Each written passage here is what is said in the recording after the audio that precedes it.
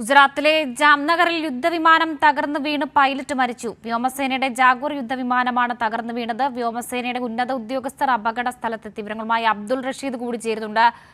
റഷീദ്, ഈ സാങ്കേതിക തകരാറായിരുന്നോ ഈ വിമാനത്തിനുണ്ടായിരുന്നത്? മാത്രമല്ല, എത്ര പേരുണ്ടായിരുന്നു ഇതിൽ?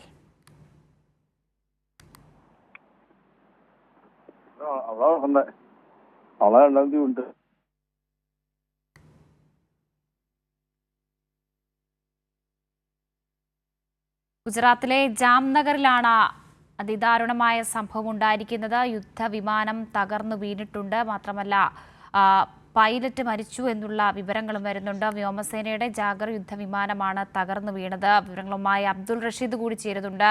റഷീദ്, സാങ്കേതിക തകരാറായിരുന്നോ ഈ വിമാനത്തിന്? എത്ര പേരുണ്ടായിരുന്നു വിമാനത്തിൽ?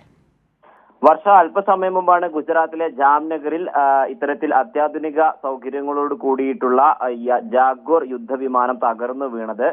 ഇതിൽ 2 പൈലറ്റുമാരുണ്ടായിരുന്നു എന്നാണ് നാവികസേനയും അതോടൊപ്പം മറ്റു വ്യോമസേനയൊക്കെ തന്നെയും സ്ഥിരീകരിക്കുന്നത്. ഇതിൽ ഒരാളുടെ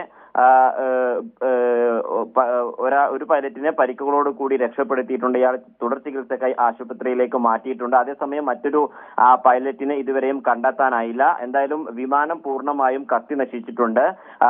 ഈ ആളൊഴിഞ്ഞ മേഖലയിലാണ് ഇത്തരത്തിലൊരു അപകടമുണ്ടായത്. അത് തന്നെ വലിയ തോതിൽ തീപിടുത്തം ഒക്കെ തന്നെയും ഇല്ലാതാക്കാനുള്ള ഒരു കാരണമാവുകയും ചെയ്തിട്ടുണ്ട്. എന്തായാലും നേരത്തെ റഫേൽ യുദ്ധ വിമാന അഴിമതിയുമായി ബന്ധപ്പെട്ടൊക്കെ തന്നെ കോൺഗ്രസ് വലിയ പഴി കേട്ടതിന് പിന്നാലെയാണ് BJPയും അതോടൊപ്പം MDA സർക്കാരും ഫ്രാൻസിൽ നിന്നും ഇത്തരത്തിൽ ജാഗോർ യുദ്ധവിമാനങ്ങൾ ഇറക്കുമതി ചെയ്തത്. നേരത്തെയും കഴിഞ്ഞ മാസം, അതായത് മാർച്ച് 8-ാം തീയതിയും ഇത്തരത്തിൽ ഹരിയാനയിലും ഇത്തരത്തിലൊരു ജാഗോർ വിമാനം പരിശീലന പറക്കലിനിടെ തകർന്നു വീണിരുന്നു. ഇതിലും പൈലറ്റുമാർക്ക് പരിക്കേറ്റിരുന്നു. എന്തായാലും ഈ അത്യാധുനിക സൗകര്യങ്ങളോട് കൂടിയുള്ള അല്ലെങ്കിൽ പരിശീലന പറക്കലിനും അതോടൊപ്പം വിവിധ യുദ്ധങ്ങൾക്കൊക്കെ തന്നെയും ഉപയോഗിക്കുന്ന വിമാനമാണ് ഇപ്പോൾ ഇത്തരത്തിലൊരു അപകടത്തിൽപ്പെട്ടത്. അതേസമയം എന്താണ് ഈ അപകടത്തിന്റെ കാരണം, അല്ലെങ്കിൽ വിമാനം